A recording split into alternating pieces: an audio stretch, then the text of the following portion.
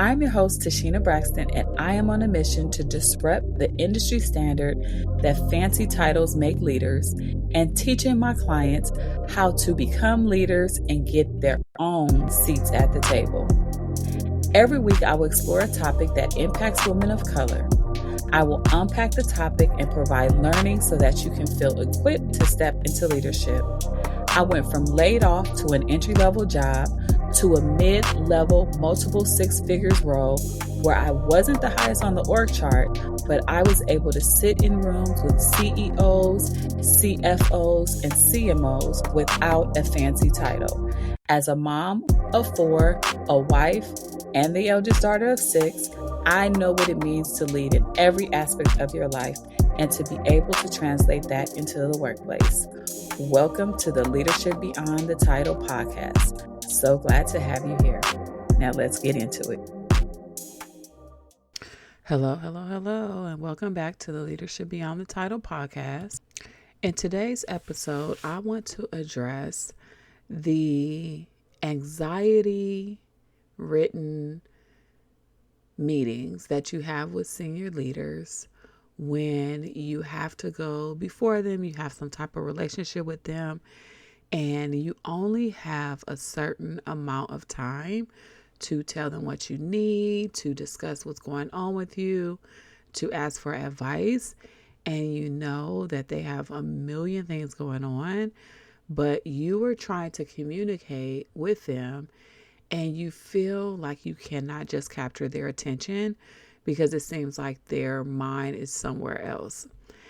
And I want to just kind of walk through what you can do and how you can be more effective in these conversations, because I honestly have been here where I'm trying to communicate my value in maybe a 30-minute meeting.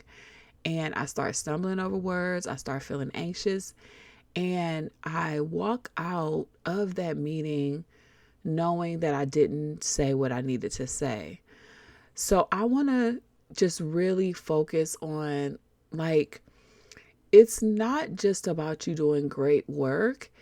It's about how do you communicate your impact in a way that makes it so that your work is impossible to ignore, that you capture the attention of the leader you're speaking with. Because when leaders stop listening, your impact disappears. It's almost like you weren't even talking in the first place. And so I want to focus on that today. So let's dive in. So there's this invisible trap that women of color have, and there's a common experience that we know happens in the workplace, and that is when women of color do amazing work, but it's almost like it's unseen. It's almost like you are not sure that people see you, that they value you. It's like you're invisible. And a lot of this has to do with the amount of recognition we get. And recognition looks several different ways. And there is also the difference between recognition and the appreciation. But what we find out and what we see most commonly, what I see most commonly, is that I would do something and I won't get recognized for it. And someone else will get the credit for the idea that I just shared. And sometimes that's because there's intentional, systemic things going on. And sometimes it's that I just didn't communicate in a way that was understood. And then there's appreciation. Like, am I appreciated? Am I getting the pay that I deserve? Am I getting opportunities to come knocking at my desk or my door to open up for me? Am I on a succession plan? Do I get the visibility that I need? Am I being sought out after for promotions? Things like that. And so that common experience that women of color have makes their work go unseen, which is why it's so important for us to figure out ways or to have a strategy around how we communicate our value and our impact. Because the God's the honest truth is that when there is lack of clarity and pressure, when you have these conversations with the leader, because let's be honest, just the hierarchy alone, just given that they may be like a senior leader or a boss, manager, supervisor, a lead, whatever, what have you. You know, there's a lot of job titles, and that's why this podcast is called Leadership Beyond the Title, because you can make up any title and still have leadership responsibilities. But I digress. We have this pressure already walking into these conversations, and if we can't communicate them, our impact is almost like it's not worth it. Like, have you ever had those moments when you're doing all this work and it's invisible, and it's because you just didn't talk about it? I know for me, I was taught early on in my career that my work should speak for itself, that all I had to do was do great work. People would see it and they would know.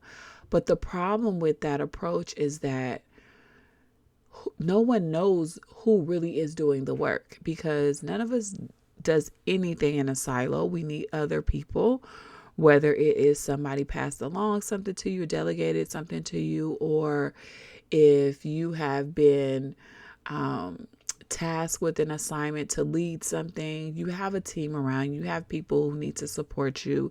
Maybe there's pieces of information that other people have that you don't have.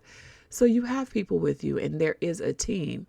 And so the problem with just, believing that your work should speak for itself means that nobody really knows who actually led the charge.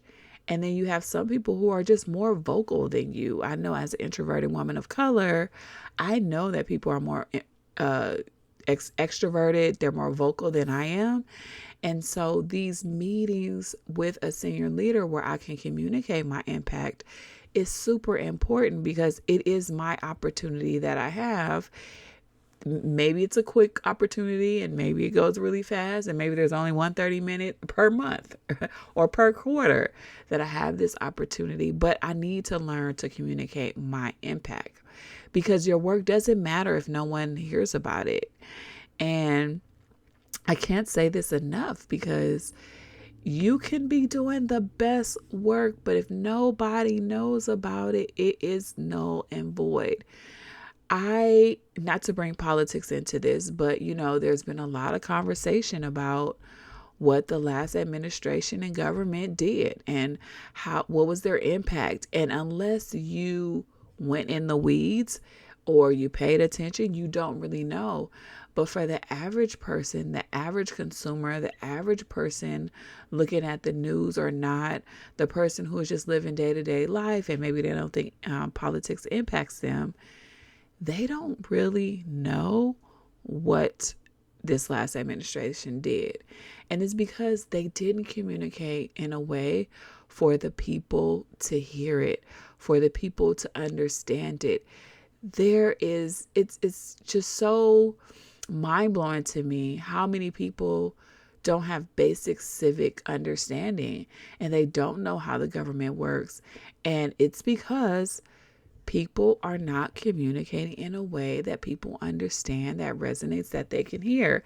And granted, sometimes people communicate the wrong things, and that communication is so strong and so believable that people go with that as well. And so we just have to watch out, and we have to make sure that the way we communicate our impact, the way we communicate what we're doing, actually resonates, actually is understood, and actually has like a call to action and an ability for someone to say, oh, your work has created this amount of impact, and this is the impact that it has on me, my life, and my work, and this is what I can do next. You really want that as part of your communication, because what I want to tell you is the best way to do this is to learn the skill and the art of storytelling. Now, I know you may be saying, like, TaSheena, I am not going to go to work and tell stories.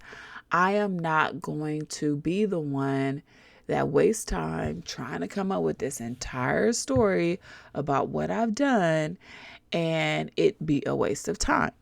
But I'm here to let you know it's not a waste of time. Our brains as humans have like a antenna that goes up when someone is telling a story. And that's why stories are just so much more impactful for people, and they remember them and they can repeat them and they can share them. Like, there is just something, we're wired to hear stories as humans. And so storytelling is not fluff. It's not a waste of time. It is actually a critical leadership tool that is important for you to have and to know. Have you ever been in a meeting where someone is presenting something and they're going over PowerPoint slide after slide after slide, and it's like it's never ending? I remember working with someone who literally would have like a slide deck of like 100 slides. And I would think to myself, like, are you really going to go through all those slides? That is boring. It's not intuitive. It's not engaging.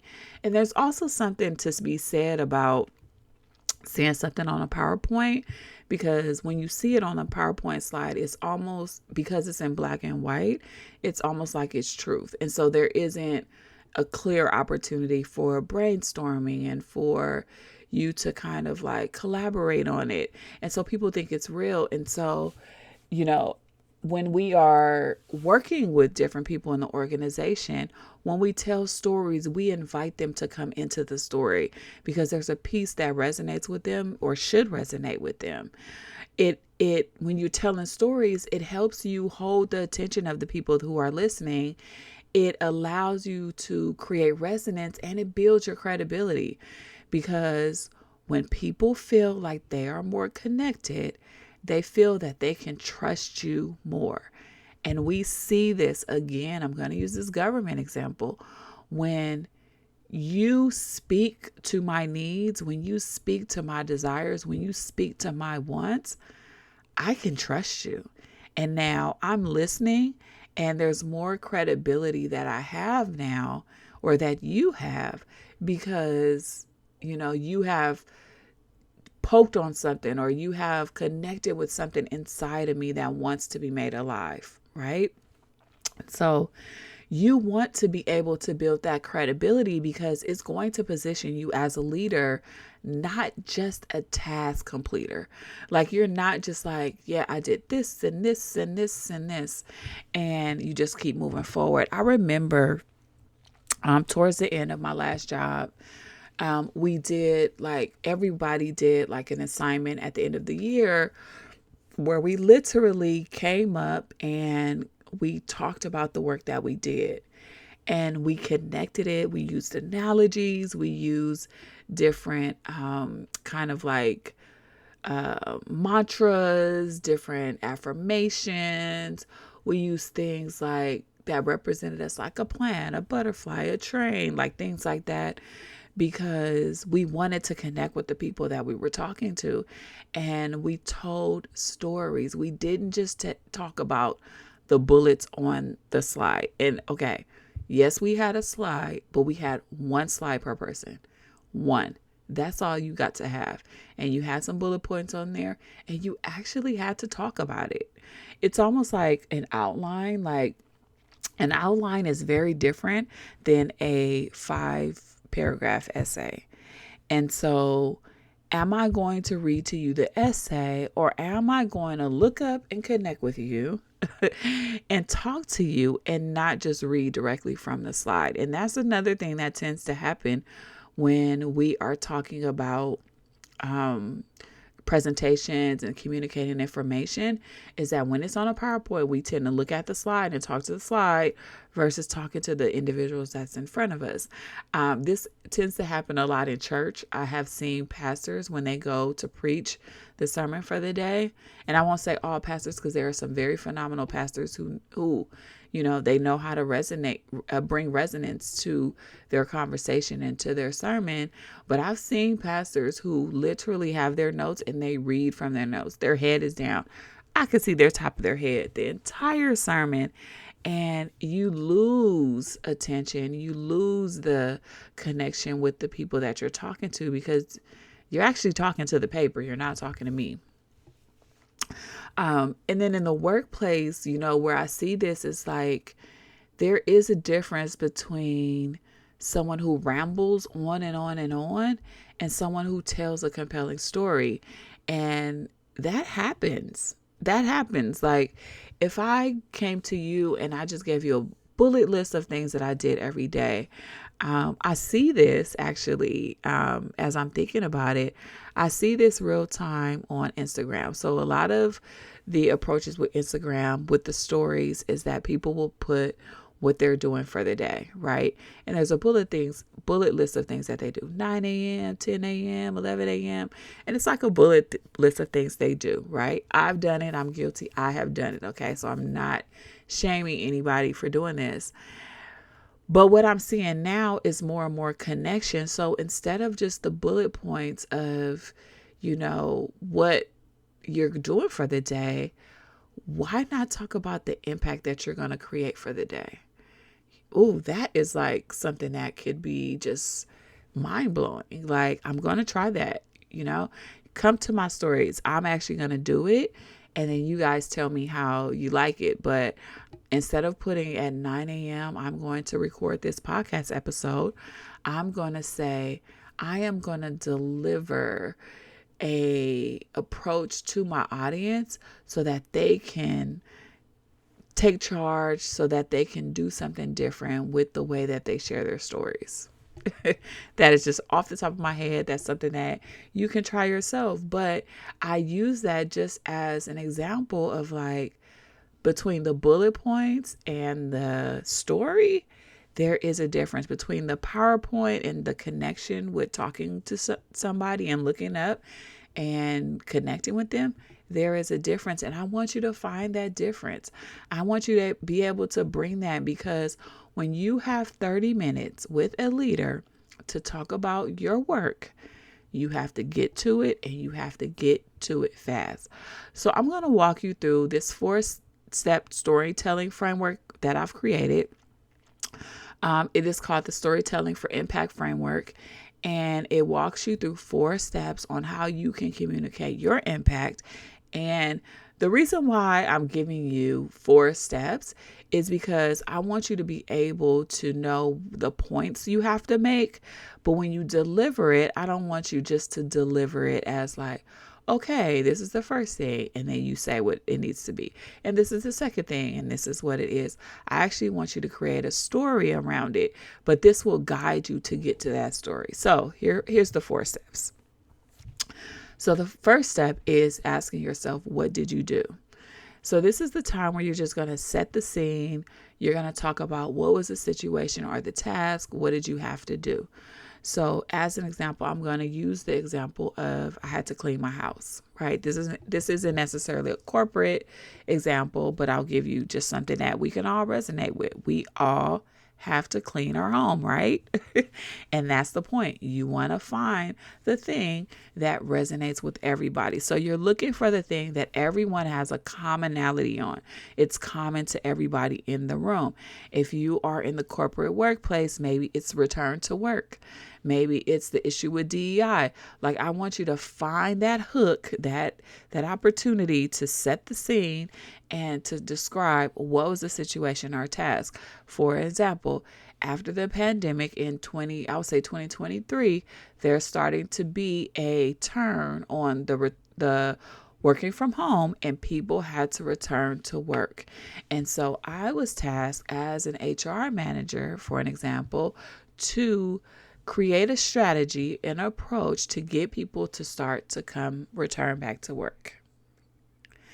People, their antennas are going to go up. They're going to start listening, because now they're thinking, oh, what did you do to help that? Especially if you are an HR manager or some type of leader who had to do something like that.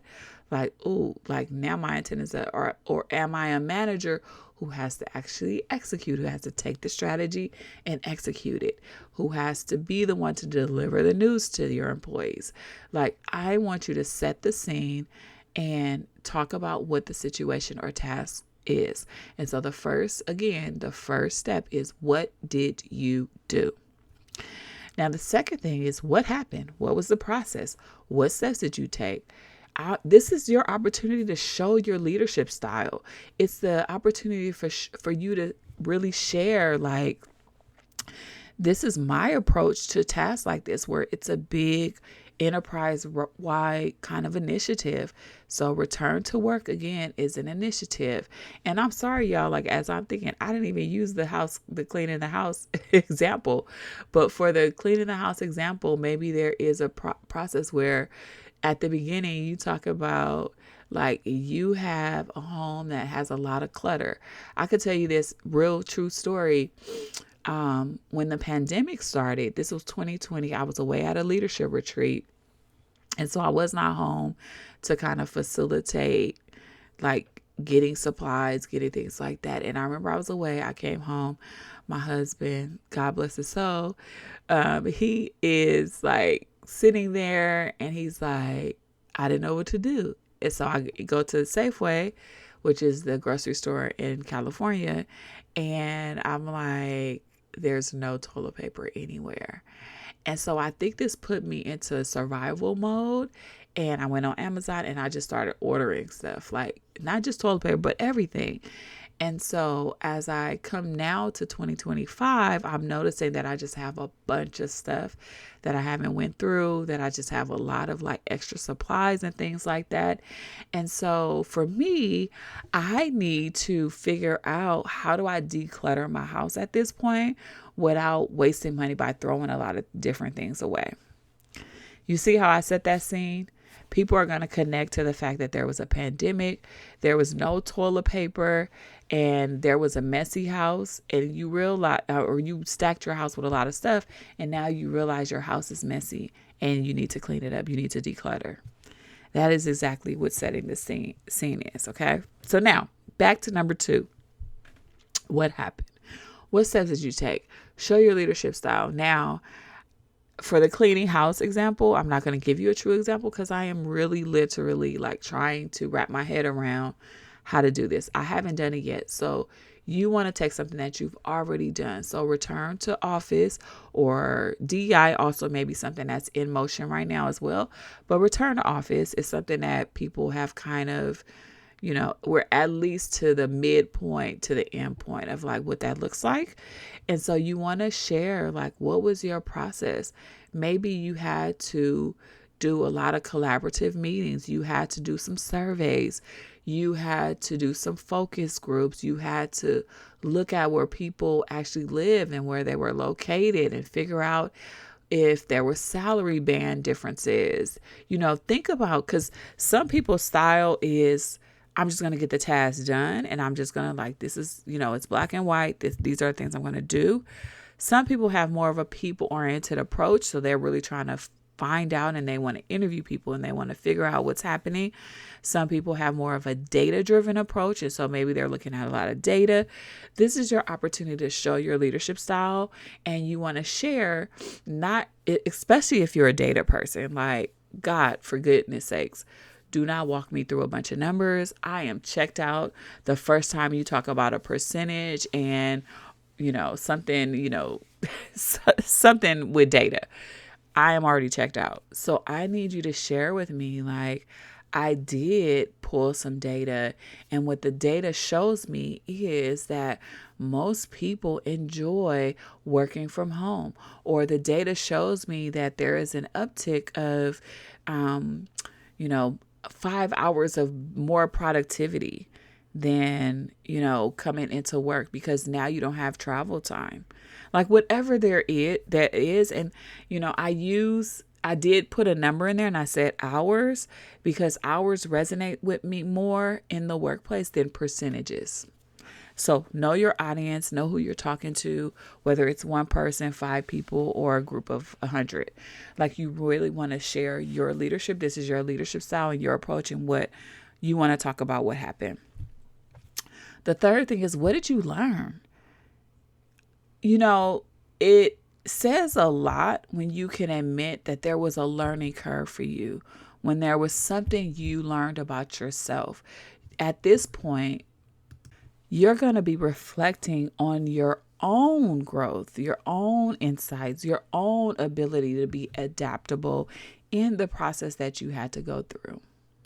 And so I want you to share that. There is nothing wrong with what you learn. And actually, it is very, very good, it is a very good practice to share what you learn, because if you don't share what you learn, other people can't learn from what you learned. Okay.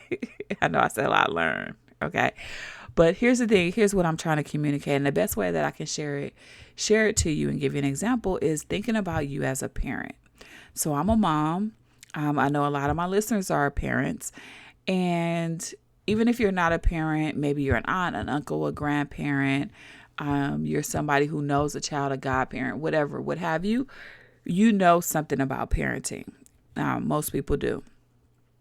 Even if you just watch maybe a sibling parent and you don't have any children of your own. And what happens with a parent is that they don't just want to tell their child or their children what not to do. They want to share with them, like, this is what I learned when I walked through this process. This is what I learned when this happened to me. So, as an example, you want to share, like, when I was growing up, I realized that when I wanted to learn how to ride a bike, I had to wear a helmet. I had to be very careful. Now, I'm saying helmet, but y'all, I'm an 80s baby. And in the 80s, we did not have to wear helmets on while we rode our bike. Just saying. And I was fine. I didn't have no broken bones. I didn't hit my head hard. I was good. Again, I digress. No judgment. If you wear a helmet when you ride your bike, no judgment. It's just not something I had to do when I was in the 80s. We were rough kids, so we grew up a little bit rough, I guess I would say. Hard knock life, as they would say, in my time. But you want to talk about what you learned from the process, because there's a lot to share about. You just don't hop on a bike and try to ride. You have to watch the cars. You have to, because if cars are coming, I'm going to get hit by a car. So I learned because I saw a friend get hit by a car, or I saw on TV someone get hit by a car, or I was so close to getting hit by a car. And so I learned that you have to look both ways before you cross over or before you go ride your bike into the street. Okay. So that's something that you want to share. I'll also say, just to plug this in, when I was growing up and learning how to ride a bike, we also rode on the sidewalk. There were not bike lanes, but I think at California, at least, there may be some mandate where you are not supposed to ride on the sidewalk because pedestrians can be walking. So I do get that. But again, in my day, we knew how to ride on the sidewalk and go around people and not get anyone hurt. But I digress, right? But that's what I learned. Like, I'm sharing with you what I've learned about the difference between bike riding in the 80s and bike riding in 2025. So you want to share how did you grow, what insights you had, and how you were adaptable. Okay. In the bike riding example, I became adaptable with, okay, we don't ride on the sidewalk and we have a helmet when we ride our bikes now. And so my children know that, when they were littler, that's not even a word, but when they were younger, they did ride on the sidewalk because it doesn't make sense for them to ride in the street, even in a bike lane. It's just too dangerous. But as they got older, they know. But now they're kind of into scooters now, the electrical scooters, but they ride that in the bike lane as well. So that is number 3. What did you learn? That is where you want to share that. And then 4, what was the impact? This is the transformation aspect of your story. This is about the result. It's about what was the maybe ripple effect. This is your mic drop moment. This is your opportunity to like toot your own horn, to pump yourself up, to be like, you know what? This is what I did. And this is what happened. This is what I learned. And this is how it transformed everything. And so if we're, returning from work, returning home, returning to office from home, because the pandemic is kind of, done, the transformation with bringing everybody home is that there were more opportunities for collaboration real time. I could see somebody at the water cooler. I could see somebody walking down the hall. I could see someone sitting in their office and I can go have a conversation with them at the drop of the dime. I saw more aliveness in the cafeteria and things like that. Like, you just want to really share.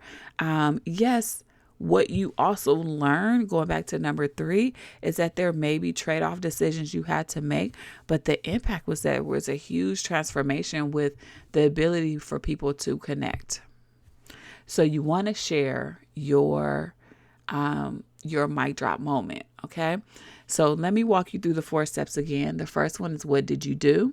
This is where you're going to set the scene and you're going to talk about what exactly was the situation or the task that you had to work on or execute on. The second thing is, what happened? This is talking about the process. So what steps did you take? And this is your opportunity to showcase your leadership style. And you want to be careful here. You don't want to start going into the impact story or what you learn. You really just want to walk through your process of who you are as a leader. We have different styles that we have. And so what's your leadership style? The third thing is, what did you learn? This is where you're going to reflect on your growth, your insights, how adaptable you were. And then the fourth thing is, what was the impact? This is the opportunity for you to showcase your transformation, your result, your ripple effect, or in other words, this is your mic drop moment. Okay. So you can see how this is very different than maybe a 5-paragraph paper, although there are elements of a 5-paragraph paper in this. You start with a thesis, you have your body 3, paragraphs that back up your thesis, and then you have your conclusion. So yeah, it's similar, but we're not reading a paper here, y'all. We are telling real stories. And whenever you have your own real experience, it's easier to tell that story. So that is what I want you to do, okay? So you may be saying to yourself, because I know I get a lot of clients who I work with and we're talking and we're working through our storytelling framework, and we're going through our stories. And you may say to yourself, I don't have a good story. I don't really know what I did. Now, I am going to record another episode about how do we kind of gather all of our stuff and how do we gather what we've done over time. But I want you to know, everyone has a story. You just need a structure. You just need a way to bring those experiences out and talk about those stories. And so that's what this framework is for. And maybe you're like, you're not a good speaker. I want you to know, you ain't got to be fancy. You just got to be clear and real. There's so much more desire for human connection and to really hear who people are these days. And so instead of trying to be fancy with these PowerPoint slides and all of these document papers and stuff like that, y'all, if y'all know, I am so anti-paper, and I'm like, just talk to me. Just digitize that thing and show me what it is. I don't need you to hand me a stack of papers or a stack of worksheets or anything. Let's make this a story. Let's talk. Let's be interactive. Let's embody the experience. I love that phrase of embodying the experience, because this is my approach when I work with teams. It's I'm like, we're going to get out of our seats. We're going to collaborate. Yeah, we might use some sticky notes and stuff like that. But you better believe I'm not putting a PowerPoint slide. I don't need I don't need it. So I want you to know, you don't have to be fancy. Just clear, real, bring your humanness. People appreciate that even more. And then maybe you're at the beginning of your career and you think you haven't done enough. I want you to know you've done more than you realize. Your story just needs to be told well. And so maybe you're pulling from experiences. At the beginning of my career, I didn't have a lot of experience either, but I'm the oldest of 6 siblings. I have a lot of babysitting experiences. I grew up in church, so there's a lot of leadership stuff I can pull from without having a formal title. So I want you to pull from your experiences, especially as a woman of color. We have so many experiences that help us, that support us. And I want you to pull from that, because that is going to unlock so many stories for you. Okay. So you don't have to have a good story. Or you have to have a good story. You just have to have structure, because you do have a story, even if you think you don't. You don't have to be the best speaker. Like, this is not a TED Talk we're talking about. We're talking human to human, and we're just going to keep it real when we talk about stuff. And you do have experiences and you have done things. Okay. So listen, I want you to, if this resonates with you, if you're like, TaSheena, I want to be a better communicator. I am that girl who only has 30 minutes to talk to her manager every week or every month or whatever, what have you. And I want to be able to not be overlooked, unseen. I want to be able to really just share things in a way that moves people, that makes people want to work with me, that makes me stand out as a leader. I want you to book a free one-on-one sales call with me, and we will start building your impact story together using my storytelling for impact framework. And you don't want to have to wait only until your annual review. Okay. Leaders need to hear what you're doing right now. As a matter of fact, it's June 4th when I'm recording this episode, for anybody who listens a year from now, or months from now. It is June 4th. And managers are already talking about end of year stuff. Okay. They're already talking about it. And so I want you to take a moment to really just figure out, like, what stories do I need to talk about now in order for me to be able to get the promotion, to get a leadership opportunity, to have more visibility? What stories do I need to start telling now? And we'll talk about this as well. But you don't want to wait until the last minute when it's review time to think back to all the things that you've done. And so that's why I'm going to, in a future podcast episode, I'm going to talk about how do we add and keep track of the things that we've done over time, so that we already have all the information we need. We just need to articulate it in a way that will make it valuable, that will make your leader listen to you and not look like they're spacing out and they're thinking about something else. Okay. So I hope this episode was helpful for you. If you felt it was of any value, I would love to talk to you. Book a sales call with me using the link in the show notes. If this was also helpful, please share with someone that you know could benefit from it. Download the podcast so you never miss an episode in the future. And I'll talk to you soon. Bye. Thank you so much for tuning in to the Leadership Beyond the Title podcast. If you enjoyed this episode, hit like, follow, and leave a comment. Share with your friends, family members, and other women of color leaders. Inside my one-on-one leadership coaching program, I will help you become the leader that you want to be with work-life integration and peace. By tapping into networks, growing your visibility and confidence, you will go from untapped, unseen, and underrepresented to attracting opportunities to take your career and your life to the next level. I use an equity-centered lens in my approach so that you feel seen, safe, empowered, excited, and committed to attract, create, and land opportunities in an unconventional way. To work with me, join my email newsletter, or to learn more about me, click the links in the show notes. Thank you for listening, and I look forward to being your coach. See you next week.